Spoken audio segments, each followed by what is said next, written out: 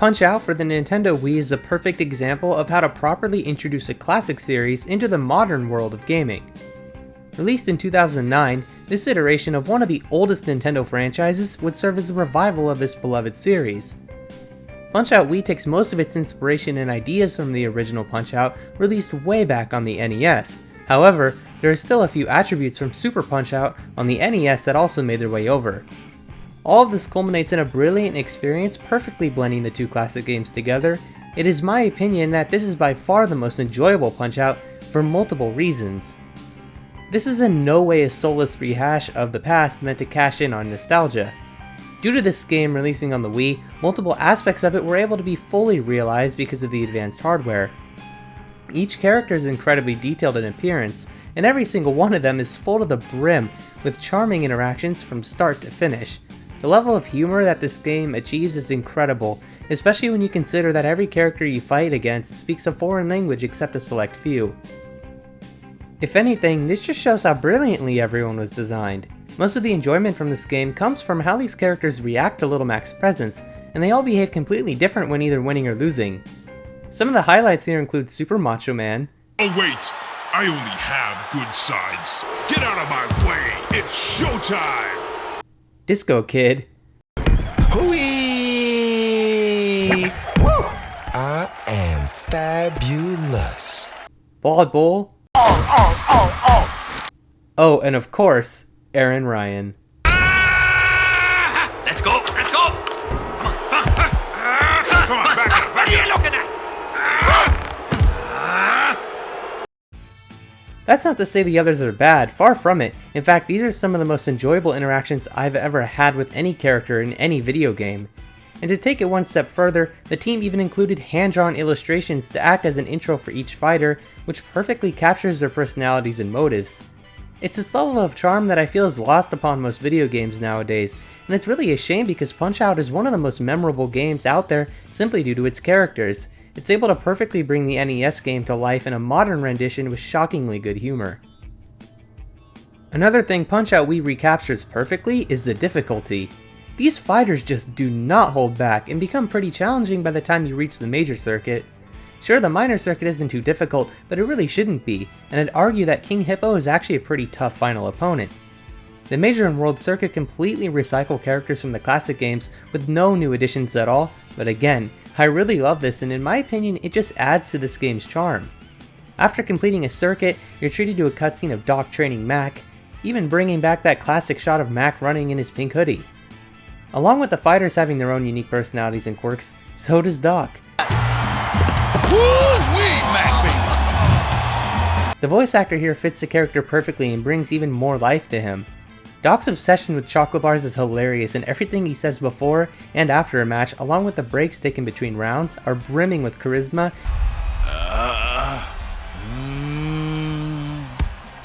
And I crack a smile on my face every time I hear him say something. There really is no poorly designed character in this entire game. Even the refs' animations are hilarious.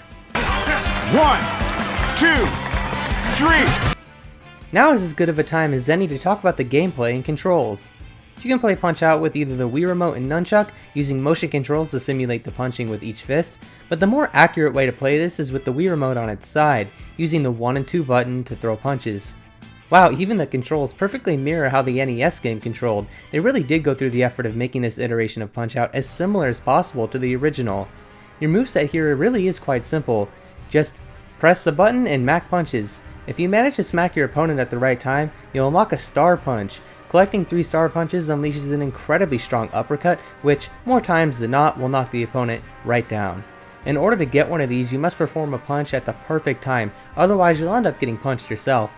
This adds a great level of strategy with a high-risk, high-reward system put at play. Star Punches knock your opponents out faster, but if you haven't mastered their patterns, you'll likely whiff your attack and end up on the mat. This is especially apparent with the later fighters, and let me be clear, these are absolutely no pushovers. Punch-Out functions as a sort of puzzle game with punches where, in order to succeed, you simply must memorize your opponent's patterns, otherwise you have no chance at winning. Therefore, you could end up spending an hour just learning one character's moveset in order to defeat them. You can dodge right, left, and duck, but all these 3 elements are much more crucial than they may seem. You can't just dodge right every time and hope to evade every attack, as some fighters require you to dodge left as well as duck, otherwise you will get hit. Some fighters also include super awkward moves that can feel impossible to see coming, such as Soda Popinski's uppercut. The window of time for which you must dodge attacks like these are insane, and to add to this, these are all cause a crippling blow to Little Mac's health bar, so be careful, otherwise the poor guy will end up.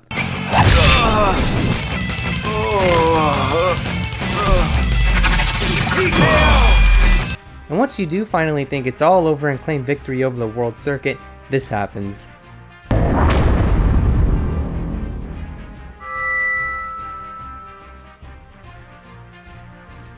So yeah, Title Defense Mode sees you facing off against every fighter you previously battled, only this time, they all include something which greatly enhances their skill sets. Most of the time, these things are illegal.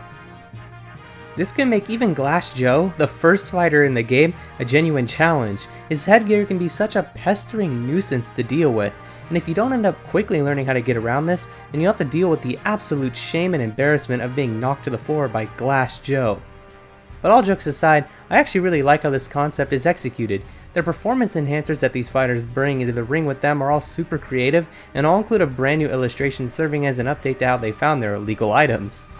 I love how King Hippo just tapes a manhole cover onto his belly, and how Bear Hugger captures a squirrel and makes it fight with him. Yeah, get the hat on and... But now get your tail out of my eyes. How can I fight like that? Oh, and once again, I can't leave out Aaron Ryan. This maniac really seems like he wants to literally kill Mac with his weird and elaborate contraptions for knocking him down. Not to mention, I was stuck on the Title Defense version of Bald Bull and Soda Popinski for hours each. I know I'm not the only one though, as these are seen as some of the hardest fights in the game. But the level of patience required to study and learn these guys and their movesets is ridiculously high. Punch-Out is most certainly a game of patience, and if you start to lose it at any time, you'll just end up losing even faster. Another thing I love about Title Defense is that every character has a brand new intro, rather than just recycling the ones from Contender Mode or just not putting any at all. I could go on and on about the complete brilliance this game exudes. Every aspect of it is just so appealing and exhilarating. Oh, but what's that? You say you finished Title Defense. Oh, well you're not done yet. Now you gotta take on Mac's Last Stand. In this mode, you go up against a random opponent each time, and once you lose 3 matches, Mac retires. If you're skilled enough, this mode will go on forever, as it won't end until you've been defeated 3 times. But if you're lucky and survive enough rounds, you just might have the chance to face off against Nintendo's most beloved ape, Donkey Kong. And this fight is just amazing. This is actually very difficult, but if you manage to land hits on him, you'll be listening to nothing but monkey noises throughout the entirety of the fight.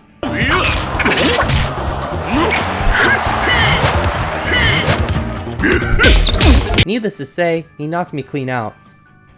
Once losing 3 times, a brief cutscene shows Doc Lewis reminiscing on the time he spent training Little Mac, but I don't know why he's acting like Little Mac died or something. Nevertheless, this is a great little cutscene and puts a perfect end to this challenging little adventure. That's just another thing I love about this game. Sure, the characters and interactions may be goofy, but it still knows when to take itself seriously, which I applaud it for. Many fans were no doubt skeptical about the resurgence of Punch-Out when they heard of this game's announcement back in 2009, and it makes total sense. I mean, I don't think anybody could have prepared themselves for what we ended up getting in the final product, so the fans had every reason to worry that this might be nothing more than a nostalgia-pandering cash grab. But anybody who thought that at the time was immediately proven wrong, as Punch-Out for the Nintendo Wii still remains as one of the most expressive, creative, and memorable video games I and many others have ever played. I wish Nintendo would just make another Punch-Out game for the Switch already, or at the very least port this one over, as I feel like this would put the Joy-Cons to great use and fit in like a glove. Anyways, that's gonna do it for this video. I hope you enjoyed, and thanks for watching.